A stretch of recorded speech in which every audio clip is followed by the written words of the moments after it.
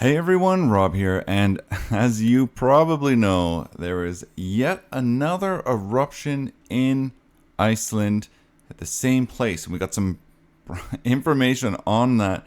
I had a quick post yesterday on a drone footage I sent from my house, but a lot of information has come in, including the Blue Lagoon parking lot has been completely destroyed.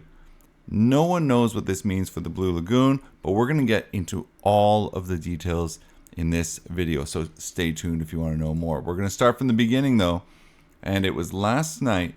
A series of small earthquakes started around 10:30, and then according to the meteorological office, around 10:37 p.m., they had pressure changes and they were measured in the boreholes, which was a clear sign to them that magma flow has now begun. Then at 11:14, a fissure opened between Stora Skogafell and Snillingafell and expanded to the northeast. And we can see exactly on this map, this red line. Well, don't need to zoom in, but you can see this red line. It is in the similar area as we've seen in previous eruptions in this area. So that's definitely something that we saw. If we look at some of the pictures from last night, coming in from the meteorological office, you can see the lava flow, and there was a lot of anticipation on this eruption because there was some reports saying it was going to be bigger than ever, but now people are saying it's a bit smaller. But we're going to get into all of that. The initial length was estimated around 2.5 kilometers. As you can see here, it is quite big, and again, this is the red line, which is the location of the eruption based on the information from the surveillance flight from the Coast Guard. And you can see it is quite big, and the Blue Lagoon is off here to the left-hand side at the bottom. So very interesting. We can see more pictures. You can see just how quickly, and this was from last night again, from the civil defense, Bjorn Utzon. He took this photo from the helicopter or the plane, whatever they're flying around with. You can see how quickly it spreads out across the land.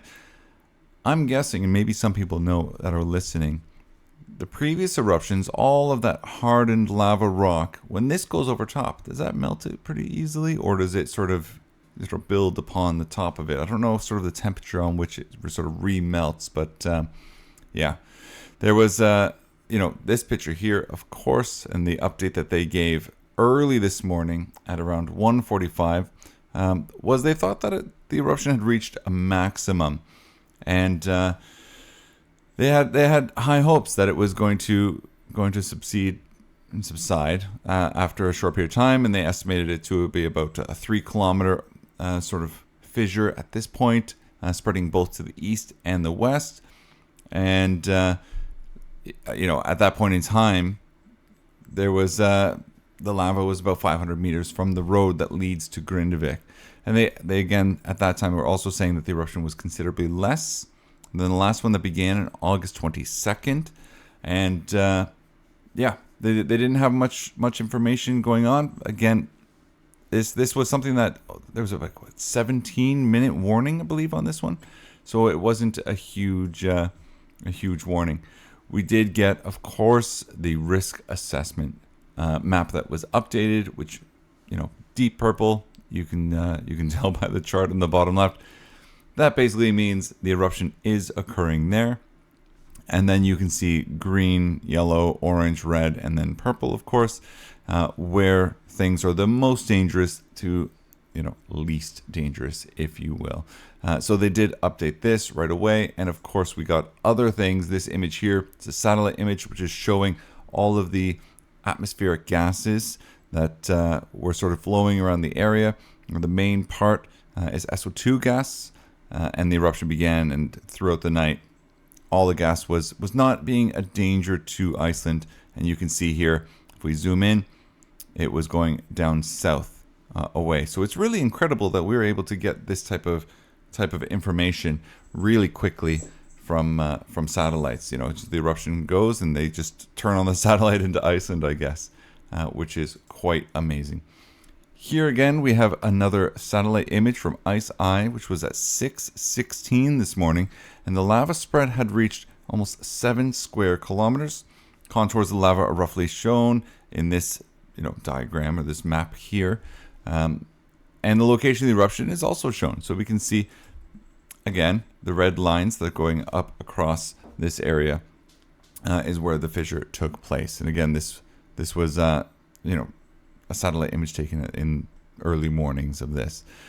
They do keep saying that seismic activity has decreased significantly shortly after the eruption began, and that is very typical of these types of eruptions. And there's been only a few earthquakes that have been recorded. And deformation was measured in the first few hours after the eruption, but there's not too much deformation going on now that the volcano is erupting, basically. So if we continue on even further, we can go into some of these images here. And what we're looking at is the lava approaching the Blue Lagoon. And you can see the Blue Lagoon here on the right-hand side. If you've been to the Blue Lagoon, you know that there's some areas to put your luggage, and that's kind of what we're looking at there, is this area in the Blue Lagoon.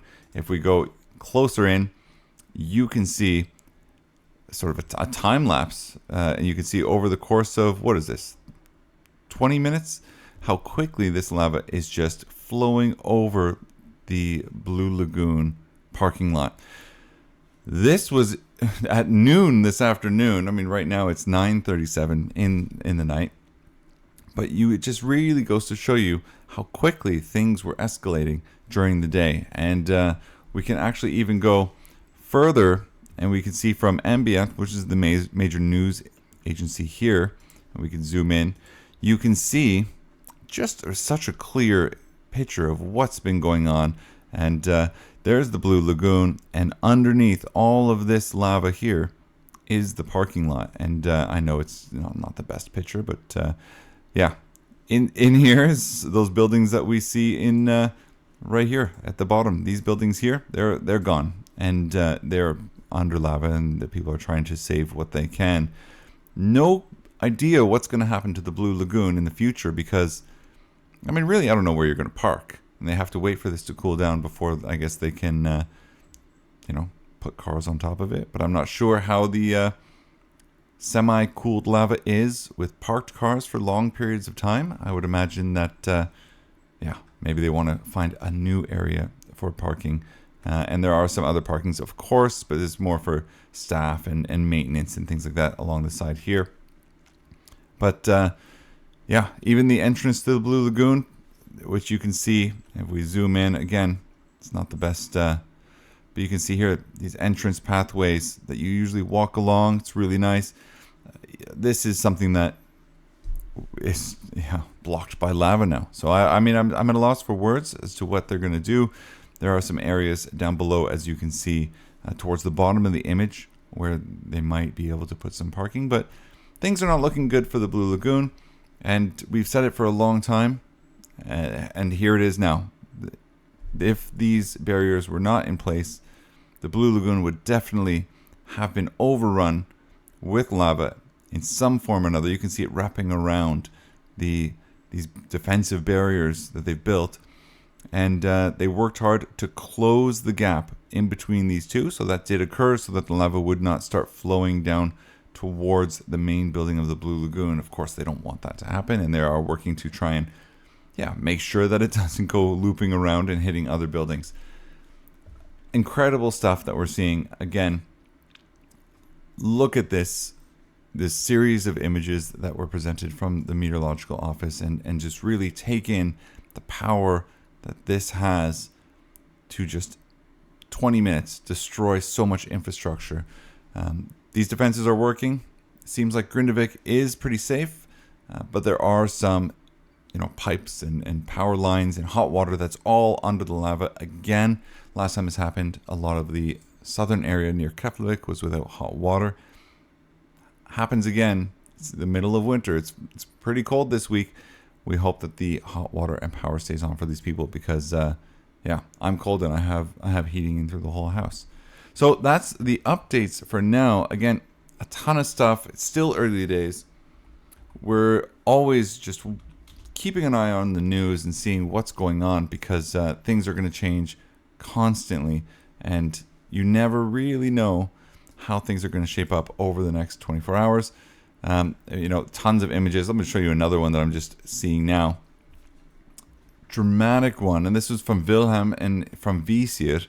I mean, look at this amazing shot that he was able to get. You could see the blue lagoon sign just absolutely destroyed, and there's a lot of, images and live feeds and things like that are going on. I mean, if we show one other thing, just jump over this, you can see here, just go in, some of the drone aerial footage of basically the live situation that was occurring when the lava was approaching these buildings. If we fast forward, of course, because it's not that long before it hit it. I was here last weekend. Unbelievable that I got all of this drone footage near the Blue Lagoon and in this area and in Grindavik days before. So I'm excited to be able to pull that up and show all of you sort of the before and after if we can get into the area. So that's it for now. I know there's a lot of stuff going on. Again, there's a lot of live streams you can see here. If we click on these, we get some footage going on from the other one. So you can see there's a bunch of lava around. Apparently this is live. I'm not sure which live stream is the best, but take a look. And until next time, thank you so much for watching, and of course, stay tuned for the next update.